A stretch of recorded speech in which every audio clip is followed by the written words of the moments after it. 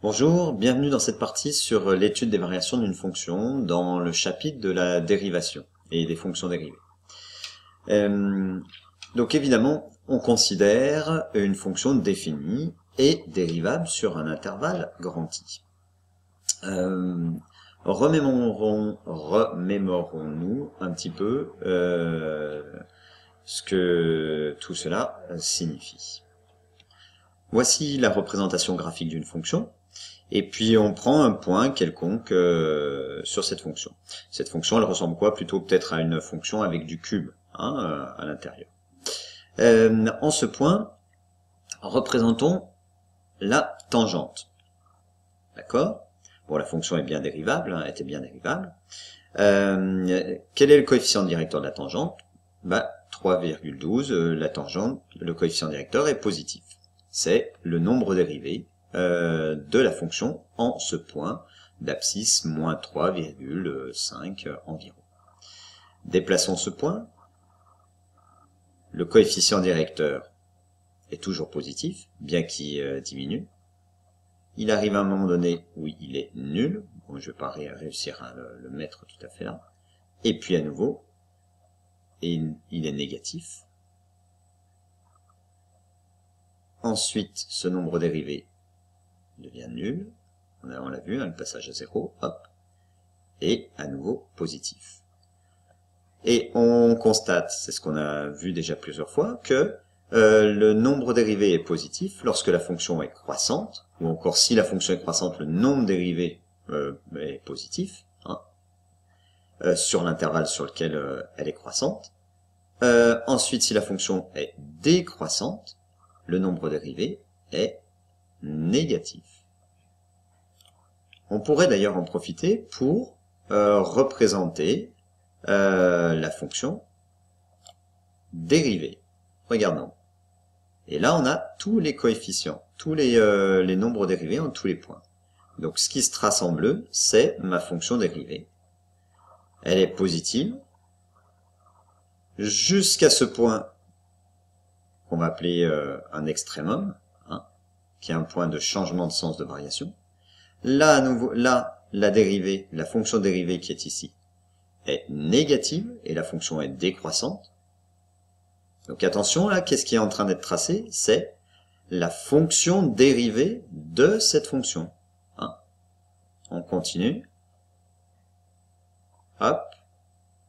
Là, elle est toujours négative et la fonction est décroissante. Donc la dérivée est négative et la fonction est décroissante. On arrive là, elle s'annule. Oh, on a une tangente horizontale. Et la dérivée va changer de signe. À chaque fois que la dérivée change de signe, s'annule en changeant de signe, on a une tangente horizontale et on a ce qu'on appelle un extrémum. Et la dérivée est maintenant positive et la fonction croissante. Regardons cela sur un autre graphique. Voilà, j'ai trouvé ça sur des outils collaboratifs sur GeoGebra. Alors, on a notre petit skieur là, qui se déplace, d'accord? Donc là, c'est le centre du repère qui est affiché. Et le skieur, voilà, est ici. Faisons afficher la tangente, d'accord? Donc notre courbe, c'est celle-ci, c'est nos montagnes. On fait afficher la tangente. Et puis son coefficient directeur. Alors, hop. Le coefficient directeur est en rouge lorsqu'il est négatif, en vert lorsqu'il est positif. Voilà. Faisons afficher maintenant le nombre, le lien entre la fonction et le nombre dérivé. Qu'est-ce qui se passe là? La fonction est décroissante. Quel est le signe du nombre dérivé? Le nombre dérivé, il va être, négatif.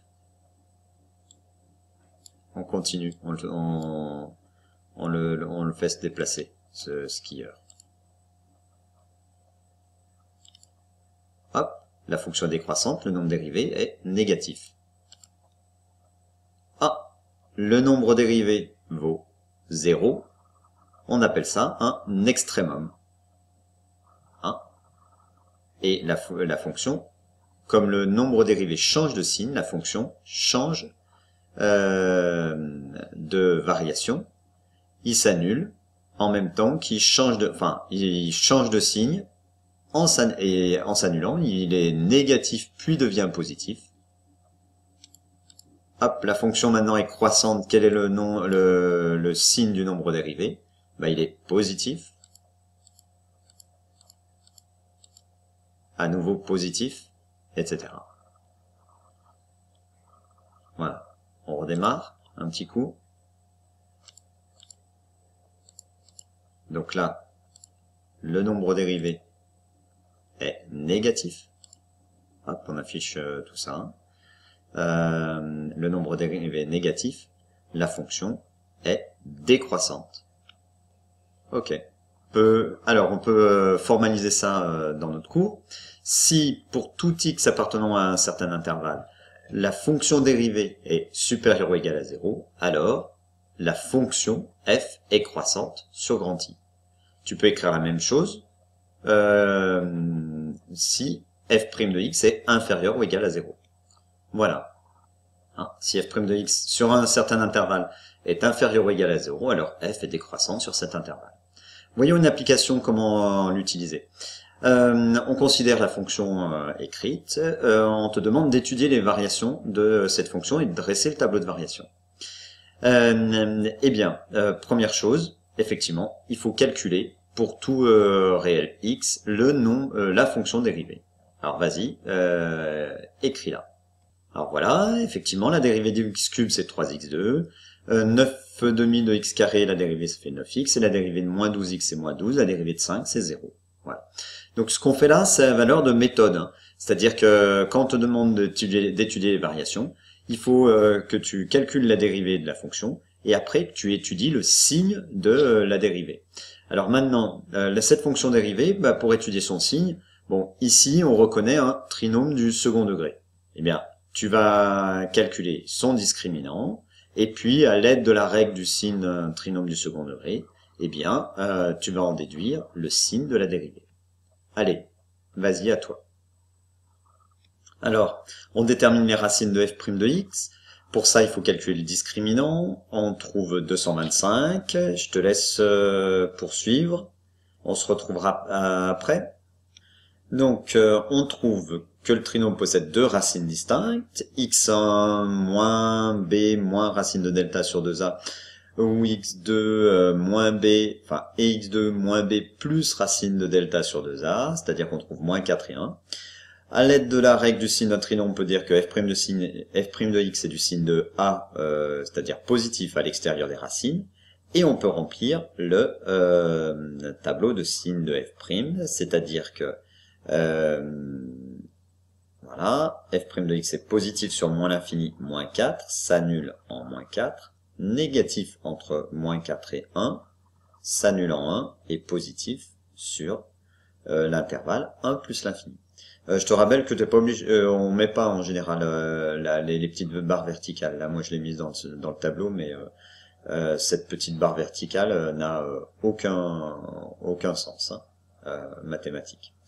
Maintenant, on va utiliser notre cours, c'est-à-dire que si f' de x est positif sur un certain intervalle, eh bien la fonction est croissante sur cet intervalle. Si f' de x est négatif sur un intervalle, la fonction est décroissante sur cet intervalle. Et sur 1 plus l'infini, la fonction est croissante. Puis ensuite, on met les valeurs qui correspondent aux valeurs où la dérivée s'annule en changeant de signe, ou s'annule tout court si elle s'annule sans changer de signe. Donc en faisant le calcul, tu dois trouver ici que c'est 61, et là, moins 3 demi, je suis pas sûr ça, je vérifie. Ouais, c'est bien moins 3 demi. Ce qui nous permet ensuite de faire le graphe de notre fonction. Donc, 61 en x égale moins 4 et moins 3/2 en x égale, je dis quoi, 1. Donc tu représentes là où la fonction s'annule en changeant de signe. Tu représentes également, avant de tracer ta fonction, là où la fonction coupe l'axe des ordonnées, c'est pour x égale 0, donc c'est en 5, d'accord? Et puis après, tu traces, tu relis les points. Voilà. Voilà, ça te donne ce type de graphique. Hein? Bien, nous nous arrêtons là et nous reprendrons avec les extrémums. Bon, ça va pas être très long non plus. Entraîne-toi, puisque maintenant il s'agit de s'entraîner pour étudier les fonctions. Faire leur tableau de variation, tracer les courbes, et puis aussi interpréter graphiquement les résultats qu'on trouve. Bon courage et à bientôt. Au revoir.